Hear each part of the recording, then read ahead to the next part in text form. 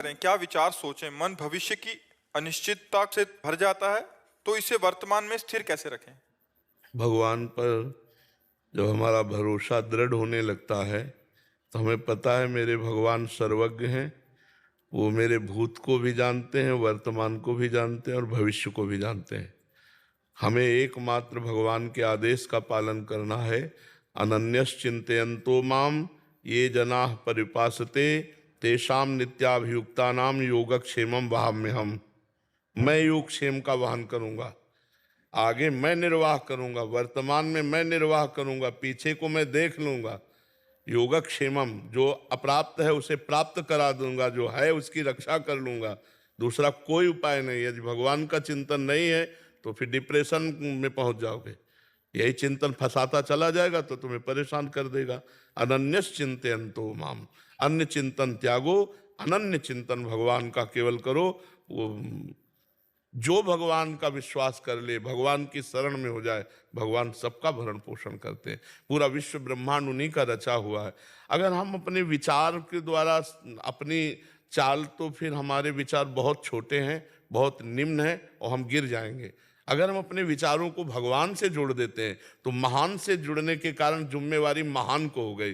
वो महान ऐसा है कि अपने शरणागत का प्रतिपल दुलार ऐसे करता है जैसे माँ अपने बच करो सदा तिनके रखवारी, जिम बालक राखे महतारी।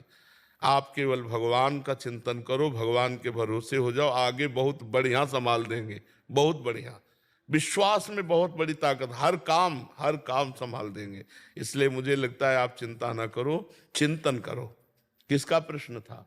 हाँ, भगवान का चिंतन करो, वो आगे भविष्य भी बढ़िया बना देंगे। भूत में जो गलतियां हुई उनको क्षमा कर देंगे। अहम तो हम सर्वपापेभ्यो मोक्षयिष्यामि मा शुचा। बिल्कुल आनंद। हम अपने जीवन की बात कहते हैं, भगवान की शरणागति परम आनंद, परम आनंद। अगर ना मिला होता तो हम माइक से कह देते कि यार, जैसे कोई बाबा जी बनने आता है तो उसको कह देते बिल्कुल नहीं, बिल्कुल नहीं, घर जाओ ब्याह करो। बाबागिरी का मतलब समझते हो कोई खिलवाड़ थोड़ी, नाटक पाखंड करना तो खिलवाड़ है। बाबागिरी का मतलब समझते हो पूरा जीवन जलना, काम क्रोध लोभ मोह मद मत्सर हर से जलना, हर युद्ध।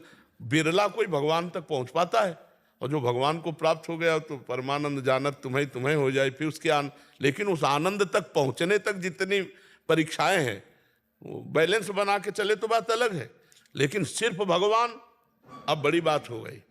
अब मतलब अब जलना पड़ेगा, अब जल के आगे बढ़ना पड़ेगा। तो ये मतलब अब सब कोई कमांडो तो नहीं हो जाता है, नहीं। कमांडो तो कोई आर्मी में से विशेष विशेष छांटे जाते हैं। ऐसे ही जगत में कोई विशेष होते हैं जो विशुद्ध भगवान की भक्ति, केवल भगवान लक्ष्य, कोई साइड में किसी भी तरह का भोग मिश्रित नहीं, केवल भगवान, जिनके एक भरोसो एक बल एक आस विश्वास, एक राम घनश्याम हित चातक तुलसीदास। चातक की तरह, जैसे चातक है ना, वो दूसरे वृक्ष पे नहीं बैठता जो जमीन के पानी से सींचा जाता है, वो सिर्फ आकाश के पानी से सींचे हुए वृक्ष पर बैठेगा और सिर्फ चोंच में जो आएगा स्वाति का बूंद वही पिएगा। वो गंगा जल में एक बाण मार के गिरा दिया चातक को, तो ऐसे चोंच किए था। तो दूसरे पक्षियों ने, गोस्वामी तुलसीदास जी ने लिखा इस विषय, दूसरे पक्षियों ने पूछा कि अरे गंगा का पुण्य जल अगर तुम्हारे मुंह में चला जाएगा तो मुक्त हो जाओगे। तो उनका मुक्त तो हो जाएंगे, लेकिन हम चातक है, हमारी आन टूट जाएगी। मैं सिर्फ आकाश से बरसे हुए स्वाति जल को लेता हूं, नहीं तो इसीलिए गर्दन उठा के मरते दम तक हमारी चोंच में गंगा का पानी न चला जाए। ये एक राम घनश्याम हित चातक तुलसीदास। चातक की तरह भगवान में चलना ये थोड़ा कठिन बात है, लेकिन भगवान बल देते हैं, वैसे चलाते हैं। तो भगवान का नाम सर्वमंगलकारी है। हाँ, ये कुछ परिस्थिति कुछ समय के लिए ऐसी आती है जिसमें लगता है कि हमें भगवान क्या रक्षा नहीं कर रहे, क्या क्या भगवान हमारे साथ नहीं है क्या, मतलब ऐसी परिस्थिति आती है। अब जैसे 12 वर्ष का वनवास, 1 वर्ष का अज्ञातवास, महाराज युधिष्ठिर, कुछ परिस्थितियां ऐसी भक्ति के जीवन में आती को, पर जहां भगवान का आश्रय हुआ तो प्रकाश हो जाता है। द्रौपदी जी पहले अन्य का आश्रय लिए थे और जो ही देखा अब तो वस्त्र हटने वाला है, सो हे गोविंद द्वारिका, बस खत्म खेल। प्रकाश ही प्रकाश, वस्त्र का, यही भगवान का वस्त्रावतार हो गया। तो हम लोग कुछ ऐसी परिस्थितियां आती हैं जिनमें ऐसा लगता है कि पता नहीं भगवान है भी कि नहीं, भगवान हमारा सहयोग कर रहे हैं कि नहीं। एक एक परिस्थिति उनके द्वारा पास होके आ रही है, वो देख रहे हैं, बिल्कुल चुप रहो, उन्हीं के आश्रित रहो, परिस्थिति ऐसे निकल जाएगी। पक्का मानिए, पक्का मानिए, बहुत कृपालु भगवान है। हमसे लाख अपराध बने तो भी वो अपराध नहीं मानते, ऐसा कृपालु।